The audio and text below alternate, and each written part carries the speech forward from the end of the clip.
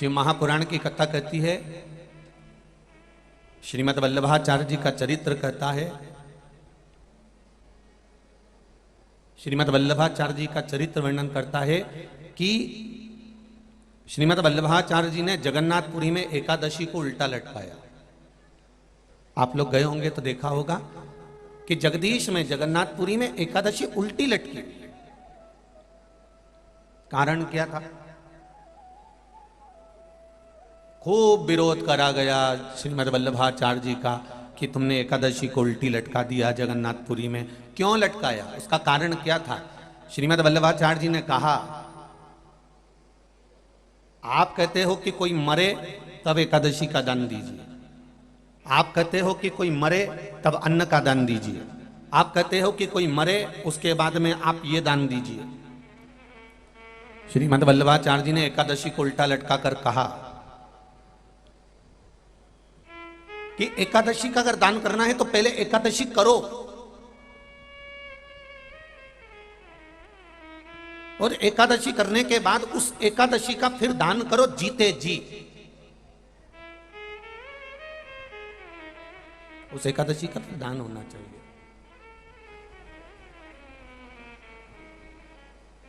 कितना सुंदर! हम तो इतना अच्छा व्याख्यान इस वर्णन को नहीं कर सकते। आपके यहाँ के एक विद्वान, बहुत विद्वान,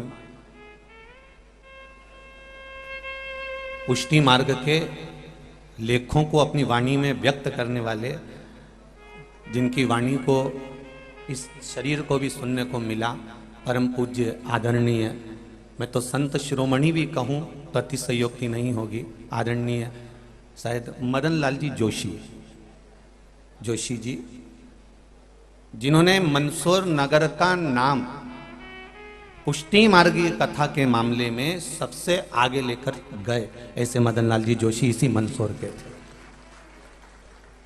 जब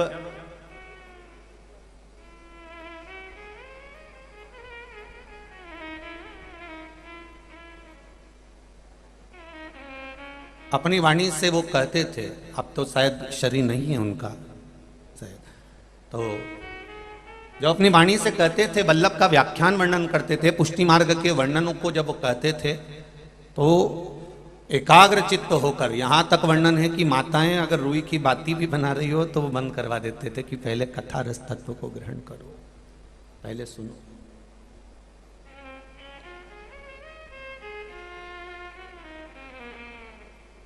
पुष्टि मार्गी व्याख्यानों का जो वर्णन करते थे, पुष्टि मार्गी, ये बक्से बंद है शायद, पुष्टि मार्गी व्याख्यानों का जब वर्णन करते थे और उन व्याख्यानों का वर्णन कर कर जब वो कहते थे कि एकादशी जीते जी दीजिए, जीते जी,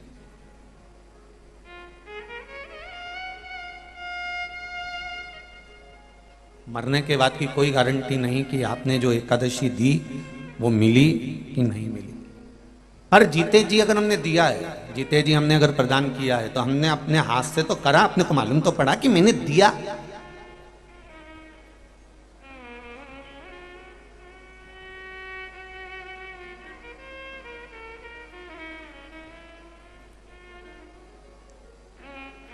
ब्राह्मण देवता ने कहा कि ये मर गए, 12वां हो रहा है, 13वां हो रहा है, एकादशी कितनी किसको देना है? बड़े बेटे ने 5 दे दी, छोटे ने 3 दे दी, बहू ने 4 दे दी, उसने 3 दे दी, एकादशी का दान दे दिया। अब उस जीवात्मा को मिली कि नहीं मिली ये कौन कह सकता है? तो आपने अगर एकादशी का व्रत करा है और आपने अगर एकादशी करी है तो तुरंत हाथ में जल लेकर आपने कह दिया, मेरी करी हुई एकादशी में से मैंने 5 एकादशी इस व्यक्ति के लिए जो पलंग पर पड़ा हुआ है, सड़ रहा है, गल रहा है, तकलीफ में भोग रहा है, ऐसे जीव के लिए मैं ये एकादशी दे रहा हूं, मैं ये एकादशी प्रदान कर रहा हूं, अपने हाथों से दे, उसके मरने से पहले उसको जीव को प्रदान कर। अब हमने कहा कि वो मर गए, उसके बाद में हमने गुलाब जामुन खिलाई या आलू बड़ा या भजिया खिलाया, तो उसका क्या लाभ है? जब वो जिंदा है तब उसकी सेवा कर लीजिए, जब तक वो है तब तक उसको कुछ देते रहिए और उसके जीवन का सुख उसे प्रदान करते रहिए। जिसकी नजर और नियत दोनों, नजर और नियत दोनों ठीक होती है, वो जिंदगी में कभी धोखा नहीं कर सकता, वो आगे ही बढ़ता चलेगा। बस नजर भी ठीक रखिए और नियत भी ठीक रखिए। नजर और नियत, अगर ये दोनों ठीक है, आपकी नजर भी ठीक है और नियत भी ठीक है, तो आप धोखा नहीं खा सकते, ये निश्चित है। बिंदु प्रेत योनि में क्यों पड़ा? क्योंकि उसकी नजर गलत जगह चली गई थी। देवराज प्रेत योनि में क्यों पड़ा? देवराज अगर मर रहा है, ब्राह्मण होकर कर्म विच्छिन्न हो गया है, तो वो क्यों हुआ? उसका कारण क्या था? क्योंकि वो गलत दृष्टि में पड़ गया। नजर और नियत ये दोनों अच्छी होना चाहिए, ठीक होना चाहिए। हम कई बार नजर भी ठीक नहीं रख पाते और नियत भी ठीक नहीं रख पाते। हम दूसरे को देखा और देखकर हमारे मन में काम जाग गया, हमारे भीतर लोभ जाग गए, हमारे भीतर वासना जाग गई, हमारे भीतर कुछ ना कुछ अहंकार का, अभिमत्ता का पथ जाग गया।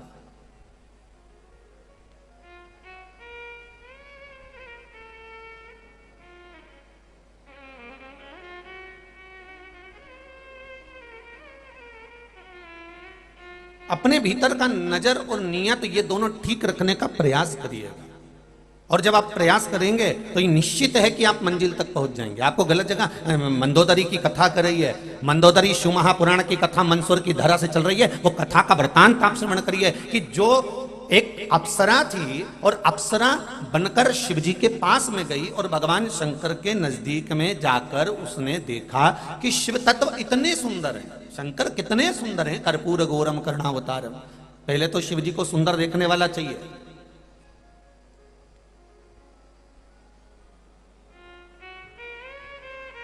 पहले शंकर भगवान को सुंदर देखने वाला चाहिए। जो शंकर भगवान के नयन अश्रु से प्रकट हुआ अंधकासुर, वो शंकर भगवान को सुंदर नहीं देख पाया। और क्या शब्द कहा था उस अंधकासुर ने? जब शादी करने का समय आया तो अंधकासुर ने अपने दूतों से कहा, जाओ जो सबसे सुंदर कन्या हो उसके साथ में मैं विवाह करूंगा। तो दूतों ने कहा जो सबसे सुंदर थी माता पार्वती, उसको तो शंकर भगवान लेकर चले गए। अंधकासुर का शब्द था, अंधकासुर का संबोधन था, शंकर लेके चले गए। हाँ, जो सबसे सुंदर कन्या थी, जो सबसे सुंदर थी, उसको तो शिव ले गए। तो अंधकासुर का संबोधन था कि उसको शिव ले गए तो शिव कौन से सुंदर है? सुंदरता तो मुझ में है, शंकर में क्या सुंदरता? अब जरा विचार करिए, जिसको शंकर भगवान ने प्रकट किया, शंकर भगवान के नेत्र श्रु से अंधकासुर प्रकट हुआ, अंधकासुर हिरण्याक्ष ने पाल पोस कर बड़ा करा, वो अंधकासुर जो शंकर भगवान के नयन अश्रु से पैदा हुआ, वो अपने ही पिता को, जाना जाए तो पिता ही हुए जो नयन अश्रु से प्रकट कर दिया।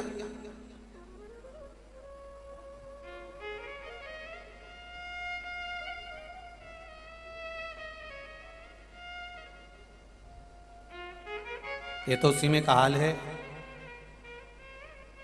कि संसार की जितनी नारी होती है, स्त्रियां होती हैं, माताएं होती हैं, वो कभी अपने पति की तारीफ खुलकर नहीं करती। जब भी कहेंगी तो एक बात जरूर कहेंगी, उसको देख लो, एक उसका पति है, तुम्हारे दोस्त को देख लो कितना विद्वान है, और तुम एक देखो, जब घर में बैठे रहते ये करना वो करना, बस सोचते रहते हो, और वो देखो कितना आगे बढ़ते जा रहा। दूसरे की तारीफ करते देखा, पर अपने पति की, हाँ जितने आपके अंतर्गत बल है और आपने जो करा वो श्रेष्ठ है, उसमें कोई गलत नहीं है। दुनिया नहीं कर सकती जो आप कर सकते हो। ये बल आप दे सकते हो, ये बल आप प्रदान कर सकते हो।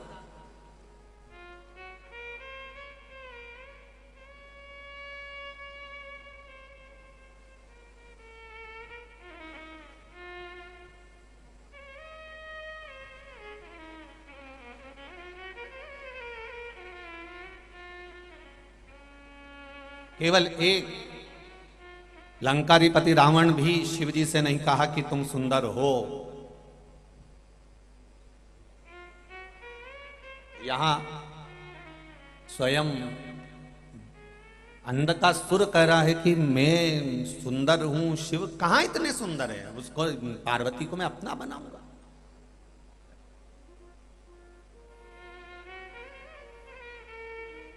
सुंदरता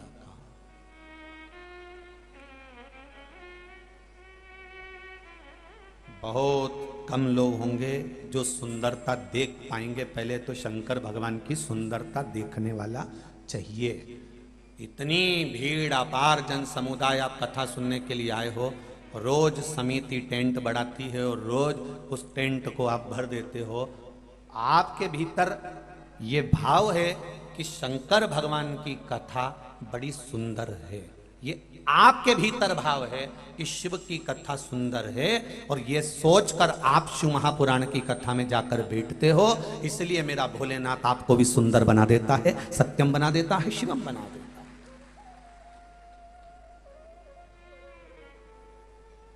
आपके भीतर सुंदरता भरी हुई है ना, तो आपको सुंदर नजर आ रहा है।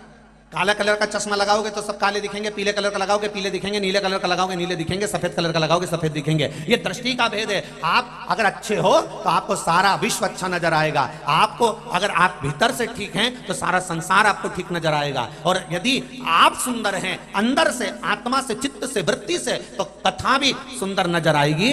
आप अच्छा छाट लेंगे, अच्छा निकाल लेंगे। कि गुरु जी ने ब्रह्मा जी का चरित्र श्रवण कराया और सुंदर कर्मनाशा नदी का वृत्तांत श्रवण कराया। भगवान ब्रह्मा जी का अर्धनारीश्वर स्वरूप वर्णन किया। भगवान शंकर का ये स्वरूप वर्णन करा। गौ माता का चरित्र श्रवण कराया, ये चरित्र श्रवण कराया। आप अच्छे हो तो आप पूरी कथा में से अच्छाइयां छाटते रहोगे। और अगर आपकी दृष्टि में भेद भरा हुआ है, आपकी दृष्टि में कपट भरा हुआ है, आपकी दृष्टि में बेईमानी भरी हुई है और आपकी नजर ठीक नहीं है, तो दुनिया का कोई भी आकर खड़ा हो जाए आप उसमें बुराई देख ही लोगे। ये निश्चित है।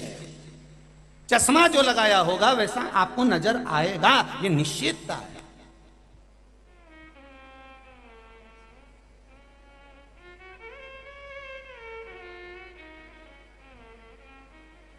एक धनपति व्यक्ति, करोड़पति व्यक्ति, अरबपति व्यक्ति खूब पैसा लुटाए तो लोग कह देंगे हराम का आ रहा होगा तो लुटा रहा होगा। अब दृष्टि देखिए। और अगर करोड़पति व्यक्ति 1 रुपया खर्च नहीं करे तो लोग कह देंगे कहीं छाती पे बांध के ले जाएगा, इतना कमा रहा है 2 रुपए दे नहीं सकता। अब दृष्टि देखिए। दुनिया में सबको संतुष्ट करना बहुत कठिन है भाई, बहुत कठिन, बहुत कठिन है। एक माता पिता अपनी औलाद को संतुष्ट नहीं कर पाते हैं। एक दिन वही औलाद मुंह से कह देती है तुमने हमारे लिए क्या किया, तो फिर संसार को कोई संतुष्ट कर सकता? कौन संतुष्ट करेगा? बहुत कठिन है। पूरा शरीर का एक एक अंग को बुढ़ापा आ जाता है। ये घुटने भी बुढ़े हो जाते हैं, ये कान भी बुढ़े हो जाते हैं, ये आंख भी बुढ़ी हो जाती है, ये नासिका भी बुढ़ी हो जाती है। शरीर का एक एक अंग बुढ़ापा ले लेता है, शरीर का एक एक अंग बुढ़ा हो जाता है। केवल एक अंग शरीर के अंदर है, ये जीवान, जो कभी बुढ़ी नहीं होती। अगर ये बुढ़ी हो जाती तो घर में कभी सास बहू का झगड़ा ही नहीं होता। कभी सास बहू का झगड़ा नहीं होता अगर ये जीवान बुढ़ी हो जाए। हाथ बूढ़े हो गए, अब मुझसे बनता नहीं, हाथ धूज रहा है। पांव बूढ़े हो गए, मुझसे चला नहीं जाता। नेत्र बूढ़े हो गए, मुझसे दिखाई नहीं देता। कान बूढ़े हो गए, मुझे सुनाई नहीं देता। नासिका बूढ़ी हो गई, दिन भर नाक में से पानी बहता रहता है। ये पूरा शरीर, दांत तक बूढ़े हो गए, हड्डी हड्डी बूढ़ी हो गई, शरीर का एक एक अंग बूढ़ा हो गया। पर जीवान कभी बूढ़ी नहीं होती, क्योंकि जीवान भगवान ने इसलिए बूढ़ी नहीं करी कि भगवान ने कहा अगर मैं इसको बूढ़ा कर दूंगा और ये शिथिल हो गई तो ये शिथिल होकर चुपचाप पड़ी रहेगी, तो मरते तक ये पाप कैसे करेगा। इसके पाप के लिए जीवान को जवान रखा है कि तुम मरते तक भी निंदा करते रहे, बुराई करते रहे, चुगली करते रहे, ये बोलते रहे, आड़ा टेढ़ा बोलते रहे, जिससे मरते तक तूने जिंदगी में कभी सोमवार का व्रत कराओ, मंगलवार का व्रत कराओ, शनिवार का व्रत कराओ, गौ माता को रोटी दी हो, किसी के कन्यादान कराओ। तूने जिंदगी में जितना जितना दान करा है, तेरे मरने से पहले तू इतना पाप कर देना, जीवन से इतना निंदा कर देना, इतनी बुराई कर देना, इतना अपशब्द कर देना कि ये करते करते करते करते करते करते एक दिन तेरा जितना पुण्य है, जितना अच्छा कर्म है, ये सब समाप्त हो जाए। ये सब समाप्त। पुण्य, तुम्हारा पुण्य जब, तो ये शरीर का सारा अंग बूढ़ा हो जाता है। बोलो री जी हो, सही है कि गलत है? ऐसे जाइए, पूरा शरीर का अंग समाप्त हो जाता है। शरीर का एक एक अंग बूढ़ा हो जाता है, पर जीवान नहीं हो पाती। अंत समय प्रभु आना पड़ेगा, वचन दिया तो निभाना पड़ेगा। आए ना आए प्रभु कुटुंब कबीला, अंत समय प्रभु आना पड़ेगा। अंत समय प्रभु आना पड़ेगा। पूरा शरीर बूढ़ा, पूरा शरीर बूढ़ा और एक एक अंग बूढ़े हो गए पर जीवान नहीं हो पाई, क्योंकि जीवान को युवान रखा गया है। जीवान को युवान रखा कि तू जवान रहना, क्योंकि तुझे मरते मरते तक भी निंदा करना है। नजर और नियत ठीक रखिए।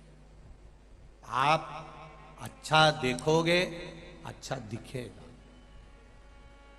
बहुत अच्छा दिखेगा। आप बुरा देखोगे, आपको बुरा दिखेगा। जैसा देखना चाहोगे वैसा दिखेगा आपको। आपको दिखना चालू हो जाएगा। आप देखिए दुनिया की, आप अच्छाई देखने का प्रयास करिए। कितनी सुंदर सृष्टि है भगवान की, कितना सुंदर स्वरूप है भगवान का, कितना आनंद है भगवान का। जरा विचार करिए। उस अप्सरा ने, एक अप्सरा ने जो भगवान की सुंदरता देखी, एक अप्सरा ने भगवान का आनंद सुख, उनकी सुंदरता का व्याख्यान देखा। जरा विचार करिए। शिव तत्व है क्या? शंकर को, भगवान शिव को मेरे ओघड़ दानी की सुंदरता का वर्णन जरा कोई जाने तो। कर्पूर गौरम करुणावतारम संसार सारम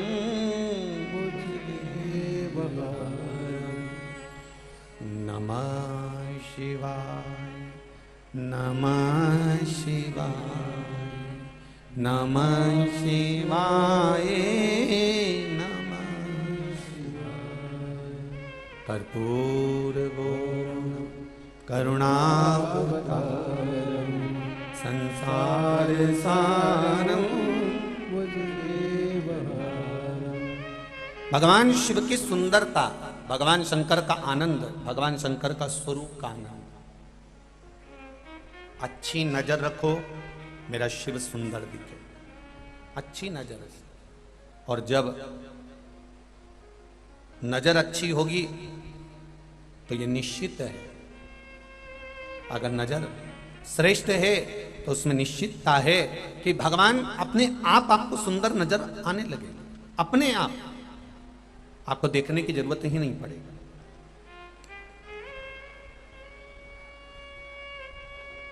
आपके भीतर की सुंदरता आपको भगवान में अच्छापन दिखाने का प्रयास करेगी। जितने भी लोग कथा में श्रवण कर रहे हैं, कथा सुन रहे हैं, भगवत भजन कर रहे हैं, भगवत स्मरण कर रहे हैं, भगवत भक्ति को धारण कर रहे हैं, आप उसमें श्रेष्ठता ढूंढेंगे, श्रेष्ठता मिलने लगेगी अपने आप। कहीं जाने की जरूरत भी नहीं पड़ेगी।